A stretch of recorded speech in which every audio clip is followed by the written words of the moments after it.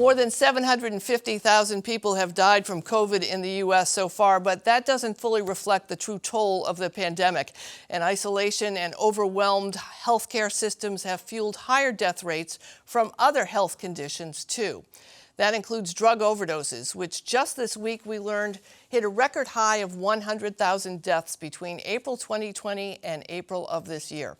Experts cite the rising mental health problems and falling access to treatment, both made worse by the pandemic. They also blame the dangerously potent synthetic opioid fentanyl, which is 100 times as powerful as morphine and accounts for the vast majority of overdoses. The amount of illegal fentanyl in our country has risen to an unprecedented level. This year alone, DEA has seized enough fentanyl to provide every member of the United States population with a lethal dose. And we are still seizing more fentanyl each and every day. Here in Boston, the crisis has been growing since the Long Island Bridge closed 7 years ago, cutting off access to treatment. And it recently reached a clear tipping point at the area known as Mass and Cass, the intersection of Mass Ave and Milnea Cass Boulevard, where overdoses were a regular occurrence at the homeless encampment set up there. A few weeks back, then acting Mayor Kim Janey ordered people to clear out of the area while offering to help connect them with treatment and shelters. But the state's chapter of the ACLU is now suing to reverse that decision, calling it unconstitutional. And this week, newly installed Mayor Michelle Wu halted the effort, at least for now. We will be pausing the removals while this is pending and working with the team that we've assembled to ensure that we're bringing a public health and housing first lens. Wu had said time and again on the campaign trail that she would look to take a holistic approach to the crisis. So what could that look like in Boston and beyond? I'm joined by Dr. Laura Keough, the medical director of the Massachusetts General Hospital Substance Use Disorder Bridge Clinic and an assistant professor of medicine at Harvard Medical School, and Jeffrey Samet, the vice chairman for public health and the chief of general internal medicine at Boston Medical Center and a professor at BU Schools of Medicine. Welcome to both of you. Dr. Keough, I want to start with you because obviously we're talking about the pandemic's impact on these overdose deaths. But at the same time, the numbers have been increasing. They've doubled since 2015. What is the immediate concern we have and an immediate help that we can bring to people struggling with substance abuse disorder? Yeah, thanks for the question. I was looking at the pictures that were on there and just wanted to, off the bat, discuss the fentanyl that's killing people is illicitly manufactured in clandestine labs. It's not the hospital grade medical medicine that we use every day to treat pain. So what's killing people are a few things. One is, concretely a poison drug supply. And as you noted, fentanyl analogs are really kind of the norm now, and multiple substances are also involved. But really the bigger picture, if we take a step back, is really programmatic problems, that we have a real problem with access to evidence-based, immediately accessible, reasonable, data-driven care that really understands and meets what we know about the illness of addiction, specifically here opioid use disorder, but other substances, and also behavior change. And so we need to dramatically shift that. And when I say that, the underpinning of addiction is that this is a chronic relapsing disorder. And people, may achieve remission, they may take a step back and have a return to use. And the onus is on us to find ways to keep people safe and alive during those times as they're navigating their trajectory to health. And so we need to dramatically upend what has been the traditional approach to addiction, which hasn't met what we know about the illness. Yeah, Dr. Samet, we look at the area of Mass and Cass, and that is just sort of an emblematic tip of the iceberg of the issue that is Americans are across the entire nation and all levels of society are feeling. And part of that problem, part of the genesis of that problem is that the idea was to bring services together to try and help folks who are struggling with abuse. But the issue is still there, as Dr. Keough points out, that we are still doing a very, very poor job getting services immediately to people when they want them. How do we fix that? Well, I'd step back, having been working with patients with addictions for 20, 30 years now.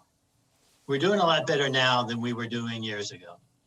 But as mentioned, we're not meeting the needs. And in truth, we're up against a more vicious beast at this point in time. The fentanyl that was discussed is killing people who don't even know that they're using opioids. They may be picking up a stimulant that they picked up in the past and they used and didn't die from, and now they're dying, or their friend that they're using with is dying from it. So we need to get the word out. Communication is key, that it's a different world out there. But in truth, a lot of people using are aware of that right now. But then we have to get options for recovery. And there's some creative new options. In years past, you wanted to get on treatment with medications for opioid use disorder. It took you maybe a week or 2 or 3 to get in. Well, that doesn't meet the needs of an individual who says, I'm ready for treatment. And by the time that the opportunity was there for treatment, the desire for treatment had passed. These days, with clinics like the one that are at Boston Medical Center and Mass General Hospital, you can go in, and on the day you go in, you can get started on medications that are highly effective. So individuals should know that, and they increasingly do. Families need to know that, and they are learning it too. But the individual needs support, and when there is a family that can support, it's a great positive force.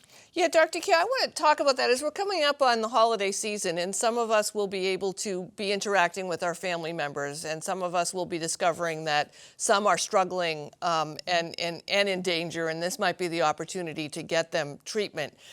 Knowing what we know about the fentanyl, thank you for pointing that out. I actually had a family member once refuse fentanyl in the hospital, saying that I don't want that, and I had to explain to him that's the legal medical grade fentanyl. It's not the stuff that's being made illicitly and killing people. But at the same time, what steps can families take immediately if they have a member of their family that they think needs help right now, and they have somebody saying, I'll consider treatment? What can they do? I'm so glad you asked that. So first is to have a very non-judgmental approach. I think asking somebody how they're doing and trying to, as best you can, to keep them safe. If you don't already know this, to empower yourself to find a place like at BMC Faster Pass or the Bridge Clinic where we are. Many in Massachusetts, many of the local emergency rooms have rapid access care as well. And that's one point. I do want to say that when people say they're ready for treatment, they want help, that may mean many things. And sometimes people aren't even able to articulate what that means for them. And so it's important for the patient and the family members to empower themselves with what we call harm reduction interventions. And one of the most important ones is to talk about this in a non-judgmental way, that you're going to stick with them no matter what. And if people are using, if they are using alone, that they can notify someone if they're about to use, and to check on them, because the overdose risk with especially with fentanyl, every single time someone uses, they're at real risk of overdosing. And that every loved one, every person, even if you don't have somebody who's out there now, should have Narcan, naloxone. You can get it at pharmacies. You don't need a prescription for it. It should be like a bottle of Tylenol that you have. It should be standard. It should be widespread. That's the antidote to overdose. And also to talk really concretely, if people are injecting drugs, to ask about how can I learn to keep my loved ones safe? Are there safe injection materials? We're also in a crisis of incredibly high injection-related infections and bloodborne infections related to this crisis, particularly with fentanyl. People have to inject multiple times a day because it's so short acting. So these are harm reduction, measures that families can take into account. And also it's a tool to help the loved one who's struggling with addiction to feel safe to go to that person, that this person understands it and will help me. So these are concrete goals, but they're also tools for engagement. Dr. Simmons, I'm looking at the numbers, and I'm looking at them compared to the car crash deaths and the gun fatalities, where the number of overdose deaths overwhelm those two categories combined. But we also, sadly, in one way, but also realistically in another, we look at car crash deaths somewhat as a harm reduction point of view, right? So we know we're going to get in the car. We try and take steps to keep ourselves safe. We look to the state and federal and local governments to help us. We wear seatbelts. We ask automotive companies to try and make us safer in the inevitability that we may have a crash. Are we as a nation ready to talk to our federal government about harm reduction as the lead way here to combat these overdose deaths and the harm that comes along with, as Dr. Keough was saying, bloodborne infections, unsafe use of needles? Are we at a point yet, since so many of us have been touched by these overdose deaths, to say we need to look at harm reduction first? I hope so. Harm reduction was a dirty word in the 90s, and now you hear it being spoken about in the federal government. That's a remarkable transition, one that took way too long. And if you look at our colleagues, our neighbors in other countries across the pond in Great Britain or north of us in Canada, they've been much more aggressive in adopting harm reduction approaches which enable a clean supply, meaning not contaminated with fentanyl, of opioids, even safer injecting sites so that you can inject where, if you do overdose, someone is there to resuscitate you, and the syringe programs as well, safer syringe programs. But there are many things that can be done under the harm reduction umbrella. I think we're there. I think that these overdose deaths have touched so many families, so many lives, irrespective of backgrounds.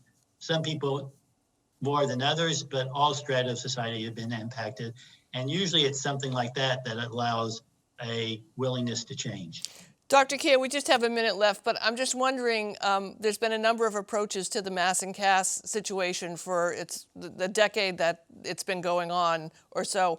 I'm just wondering if what you're feeling is now we've got a new administration in, folks seem to understand that focusing on the homelessness aspect of it and the tents may not actually be the main problem. Are you optimistic, hopeful, cautiously optimistic that we may make some progress there that may trickle across the country as a treatment model? Yes, I'm very hopeful. I think hearing about housing first models with wraparound, bringing in the comprehensive care that people need, both for substance use disorder, for trauma, for mental health, that's the model that works, meeting people where they are. So I'm extremely hopeful. And to hear it coming from leadership in government is really momentous. So I'm hopeful. Well, Dr. Laura Keough, Dr. Jeffrey Samet, thank you so much for joining us. I wish you both a happy and healthy holiday season. Thank you for your insight. Happy holidays. Thank you for having us.